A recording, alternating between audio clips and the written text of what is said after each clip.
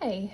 So I have had like a few kind of comments about my video about game 2 from Prep Test 23. So I thought I'd just make a video that explains it from start to finish. It is a fairly challenging game, I find, just because we have these like two layers to the conditionals. I mean, a lot of people struggle with conditionals as they are. Yeah, so I'll just go ahead and start from the beginning. So we've got 7 players: F, G, K, J, K, L, M, and O. 7, okay. And they're the only applicants being considered for some positions at this organization. Only applicants who are interviewed will be hired. Okay, so that already is a conditional statement. Only applicants who are interviewed will be hired. So that means that if you're hired, right, then you must have been interviewed. If you're not interviewed, then you can't be hired. And I do actually think it's kind of telling that like we're missing H and I from this lineup. We're also missing N, and I don't know if that's because not hired, right? They're kind of trying to be nice to you there if you end up using not as part of your diagram, or rather N representing not. But whatever the case is, we can represent these like this. And then we've got our constraints. So if G is interviewed, so I'll do a little subscript I there, then Jackson is interviewed. If Jackson is not interviewed, then neither is Gunsel, G, okay. If Jackson is interviewed, then Lee is interviewed. So we could go ahead and like add that on here. And Lee is interviewed. If Lee is not interviewed, then neither is Jackson. I'm going to go ahead and write it out as its own rule as well. That's actually my preference with conditionals. So my ideal with conditionals is actually just to have a lineup of if with my triggering conditions or sufficient conditions, these arrows in between, and then my consequences or necessary conditions. Okay, so just kind of using different lingo there, right? So we can say this is sufficient condition, necessary condition. You could also say this is the trigger and this is the consequence. Okay. All right, F is interviewed. Great. So we know F is interviewed. Boom. F is not hired unless Kowalski is interviewed. So we have the word unless, okay, which I always just equate to if not. All right, so if we put if not in there, then it would be F is not hired if not Kowalski interviewed, or you could say F is not hired if Kowalski is not interviewed.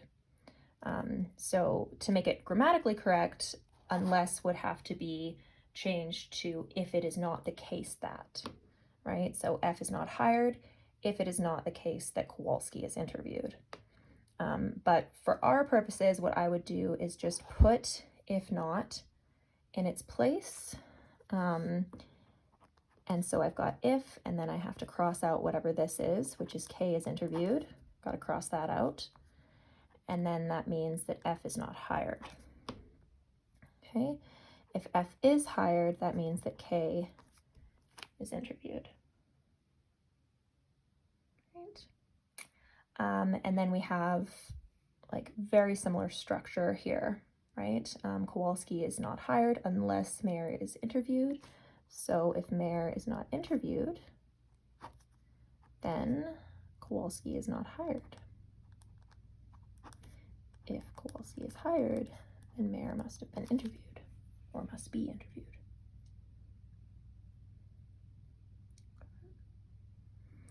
And then the last one, we have if, and I'm actually starting further back here because we've got an and in the middle. So I'm kind of trying to make it so that my arrows line up. If M is hired and Lee is interviewed, then O is hired. If O isn't hired, then either M wasn't hired or L wasn't interviewed, or both, right? Or is inclusive unless they tell us otherwise. And here, the negation of both of these things happening would be at least one of those things doesn't happen. Okay. All right, so I am going to just kind of scribble this out because it's redundant.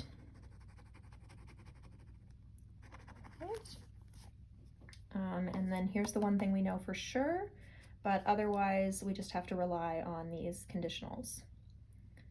Okay, and yeah, that's the way that I personally like to do it.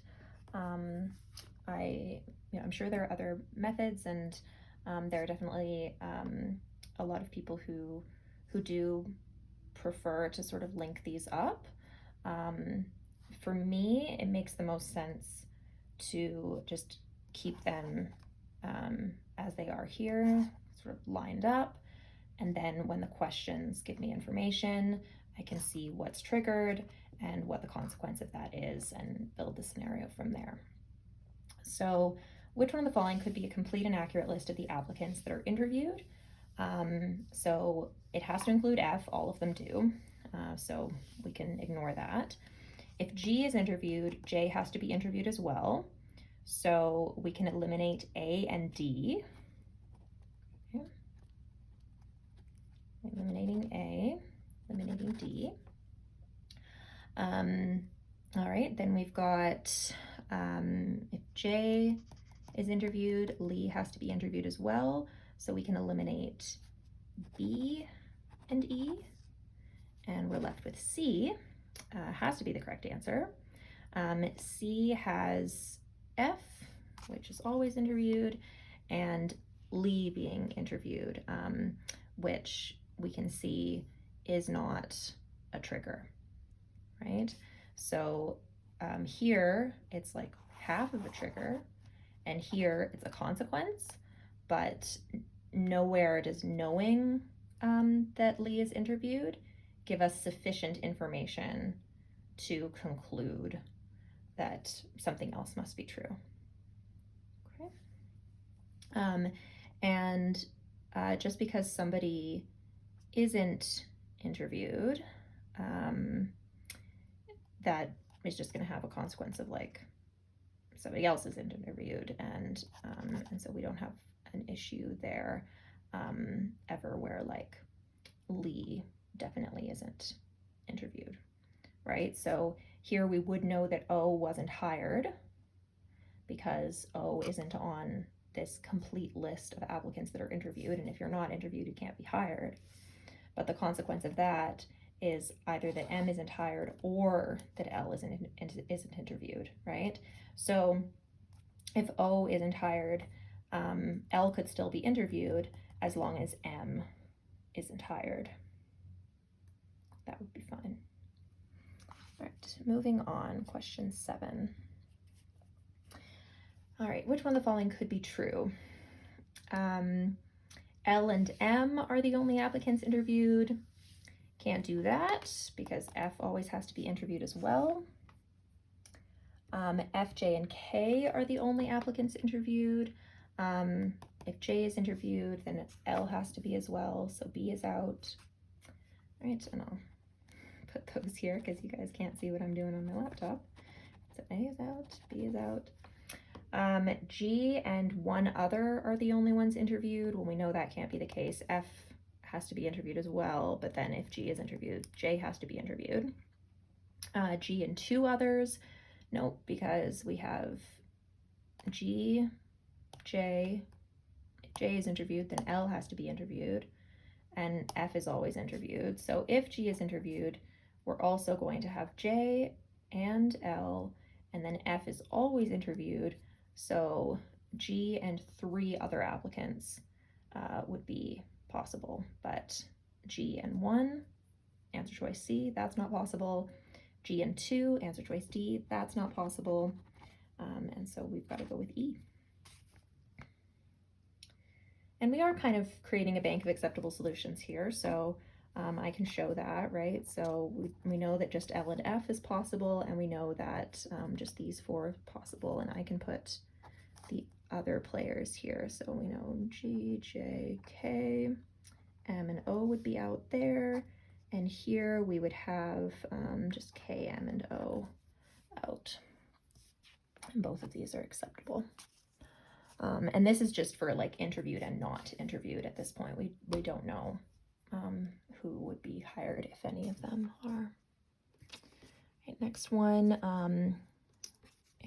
sorry, one moment, I'm just gonna throw these answers in my computer here, because you never know, I could make a mistake. All right, if Myra's not interviewed, so M is out. We do have a couple options there. Which one of the following must be true? Okay, well, definitely doesn't have to be true that K is interviewed. So like A, K is not interviewed, that might have to be true. I mean, it happens in both of these scenarios. We haven't created all the scenarios, so we don't know. But we certainly do know that K being interviewed doesn't have to be true, right? So B is out. So there I'm using like the bank of acceptable solutions method, where I'm looking at the solutions that I've already created, and I'm using that information to make deductions for other questions, right? So I created these scenarios with question 6 and 7, but I'm then using that information to eliminate B on question 8, because this condition, you know, if Myra's not interviewed, is actually met in these 2 scenarios. And yet K is not interviewed, therefore B does not have to be true. Does it have to be true that F is not hired? So if F is hired, then K actually would have to be interviewed.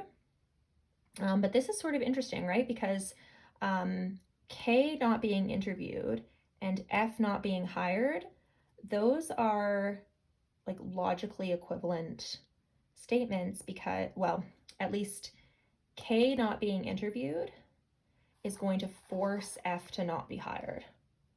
So that shows me like I can't have both of those things be true. So it must not always be the case that K is not interviewed, because if that's true, then it would also be true that F is not hired. So if A is true, C would have to be true as well, and they can't both be true because there's only one correct answer. Therefore, A must be false. If C is true, that doesn't necessarily mean that A has to be true, right? So C could be true all on its own and it wouldn't impact A. So I'm going to eliminate A as well. I've already eliminated B based on the bank of acceptable solutions. I'm now going to eliminate A based on that recognition that if K is not interviewed, then F is not hired. Okay, so if A is true, C would also be true, and that's not possible in the world of the LSAT because we can't have 2 right answers. Okay, F is hired, but K is not hired. So F being hired would mean that K is interviewed. We know that that doesn't always happen, so D is out. Okay, and then F is interviewed, but K is not hired. So F is interviewed, but K is not hired.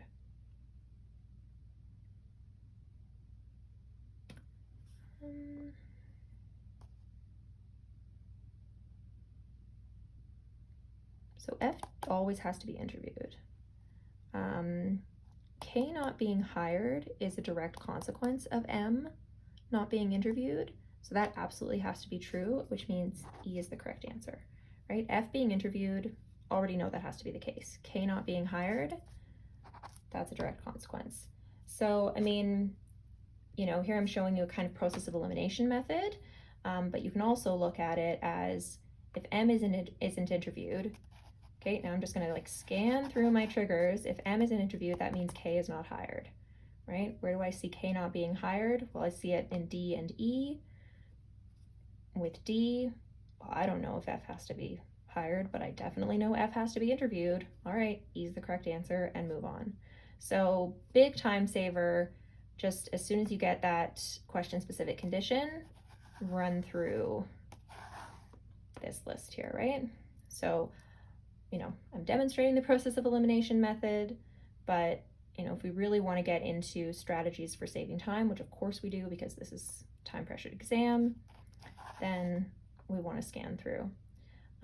I will say that I do think that process of elimination is really helpful when you're studying untimed, because it does force you to think a little bit differently. And I do think that looking at every question as both process of elimination and seeking out the correct answer is really helpful. Like you're seeing two sides of the coin and you always have two different ways to go about answering a question. So yeah. Okay. So E, all right, and moving on. If G and 5 other applicants are the only applicants interviewed and if exactly 3 applicants are hired, then which one of the following could be an accurate list of the applicants hired? All right, so G has to take along these 3 for sure, right? So all of those guys are interviewed. And then, you know, what do we have in terms of the ones left over, right? We're only going to have 1 left out, right? We've got G plus 5, which is 6, and we only have 7 total, so only 1 is going to be left out completely. Yeah, okay. So F, L, and M, what if those guys are the ones who are hired? So if F is hired, K is interviewed, okay? So this one, we would have, you know, if M is hired, then M has to be interviewed as well. And then F being hired means K is interviewed. So O would be the only one out. But if M is hired and L is interviewed, then O should be hired. So this one doesn't work. Okay, so here again, process of elimination, we're trying it out, you know, creating these scenarios, doing the practice, right? Just kind of like grinding through it in this like untimed prep scenario so that you can get really fast at doing process of elimination, because under time pressure, if other methods like go out the window, you want to be able to do process of elimination and you want to be able to do it quickly, but also creating these scenarios, right? That's something that can give you more information. And if you're doing it untimed, then you can use that extra information. So it looks like this here is going to be relevant, right? Pushing a scenario where O is hired, right? That's pretty important, especially given that that's the only time where we have a consequence where a player is hired. Okay, so I would actually go to C and look at that. Okay, so K, L, and O. Okay, so if those guys are the ones that are hired, then we've got these left over, which means M is out. I mean, M's the player out. Are we going to have a problem? Potentially, right? Because M being interviewed, K being hired, M is supposed to be interviewed. Eliminate that one as well. So we can eliminate C. So we've eliminated A so far. Eliminated C. All right. What else do we have going on? Well, problems have come up with hiring M, right? That caused a problem. And hiring K caused a problem. So what if we hire from this group where we already know that they're being interviewed, and them being hired doesn't actually have consequences?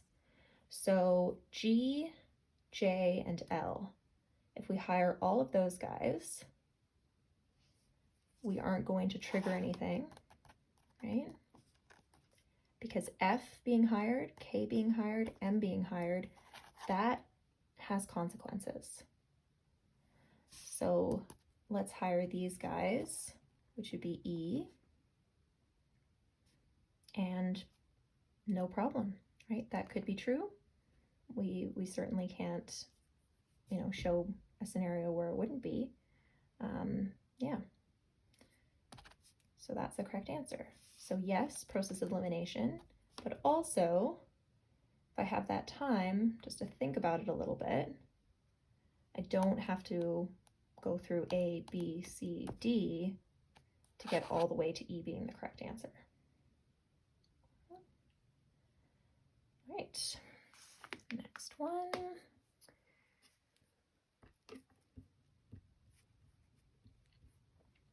If every applicant that's interviewed is hired, so right away F is interviewed, therefore F is hired, which means K is interviewed.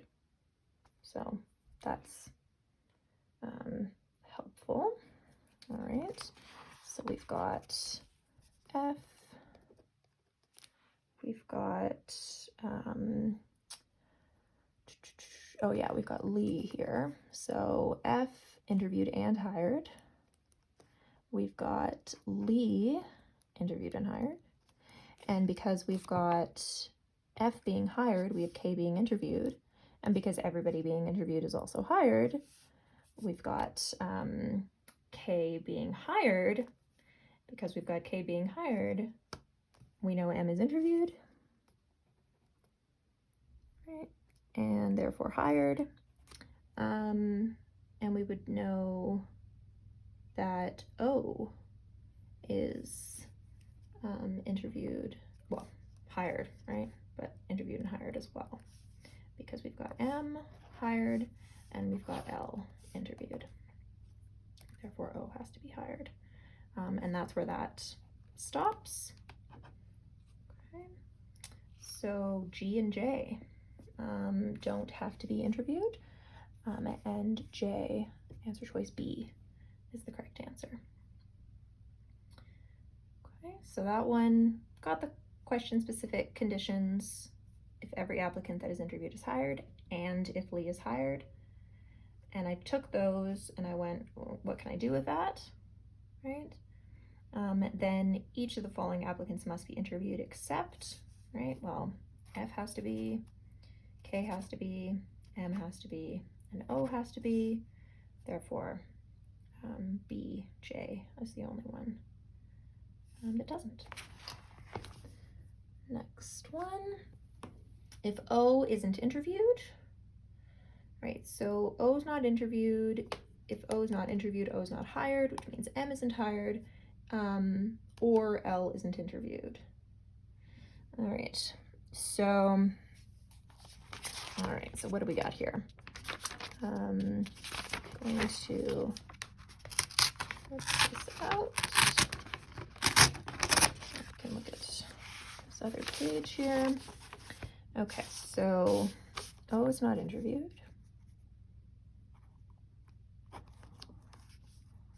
Therefore, O is not hired. Therefore, M isn't hired or L isn't interviewed. And if exactly 4 applicants are hired. So 1, 2, 3, 4 hired. So at least that many are interviewed. And what do we know? We know M isn't in this group. And we know O isn't in this group. We have 7 total. Here we have at least 4. And what do we know? We know O and L are out of that group for sure. So 5 would be the max here. But like maybe we have 4, and then we have 3 out. Okay, so this is our like hired group, right? And then these are the ones that are interviewed. Okay, anything else that we can learn here? Yeah, L isn't interviewed. Okay, if L isn't interviewed, then J isn't. Wait a second. Oh, or L isn't interviewed. If L isn't interviewed, right, so sorry, this is an or. And I guess I'm just showing both of those now. So if L isn't interviewed, then neither is J. If J isn't interviewed, then neither is G. And now we've gone past the limit. So L definitely has to be interviewed. And that means that M isn't hired. That's the thing that we know for sure, that M is not hired, because it's one or the other with these guys. L absolutely must be interviewed if we have 4 applicants hired, because the consequences of L not being interviewed are too big, right? We already know O isn't interviewed. So that's 1, 2, 3, 4. We only have 7, so we'd only have 3 interviewed. That's not going to work if we have 4 hired, right? So B is the one that must be false. M can't be hired. That one's out. Yeah. So that one, really, really important to make sure. You know, it took me a second of backtracking, but yeah, important to make sure that you're looking at that or and seeing that. So yeah, I mean, I've definitely, you know, I've done this game before. I'm the type of person, like, I've done all of the games, many of them, you know, multiple times, but I forget them. And so the thing that I don't forget is the process, right? That's the part that I'm relying on. Yeah, I mean, you gotta be on top of the process and be like actively practicing that process to stay kind of in tip-top shape. But those like key things, when I get back into a game, it's like, oh yeah, that is really important. Like that or, super important. Yeah, really like specific words stand out. Unless is another one that stands out. And it's interesting too, because these 2 words are kind of logically equivalent, right? I mean, here we've got, you know, not MH or not LI. And we could look at that as, well, you know, if this isn't true, then this must be true, right? And we found out, well, this can't be true, right? It can't be true that L isn't interviewed, because the consequences of that would be impossible, right? It would be impossible to fulfill the question-specific condition of exactly 4 applicants hired and also not interview L. Those 2 things are not possible to happen at the same time. So L has to be interviewed, right?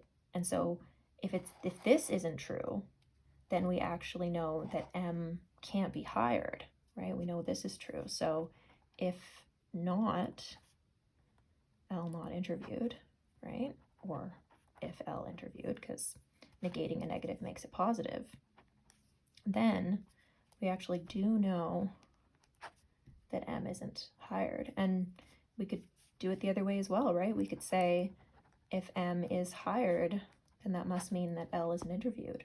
So as soon as we know that O isn't hired, we're put into a scenario where we have this kind of relationship between L being interviewed and M being hired. Yeah. And that gives us another way to look at the word unless. Right?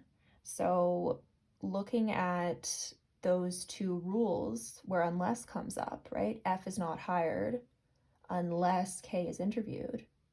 You could actually look at that as either F isn't hired or K is interviewed. So like one of those two things has to happen.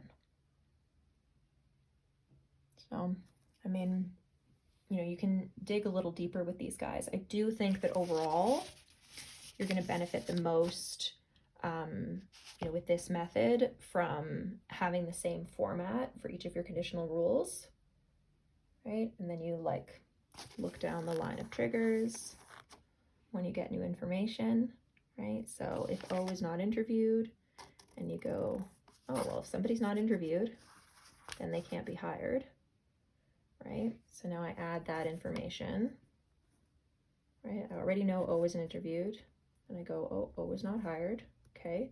Now this I can look for in the trigger line.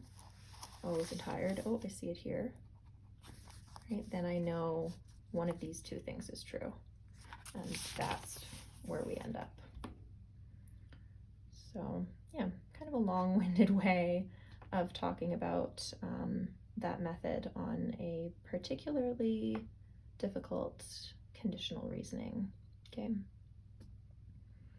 Yeah, it's not quite an in and out game, because usually with like an in and out game, which I believe is the Seven Sage terminology,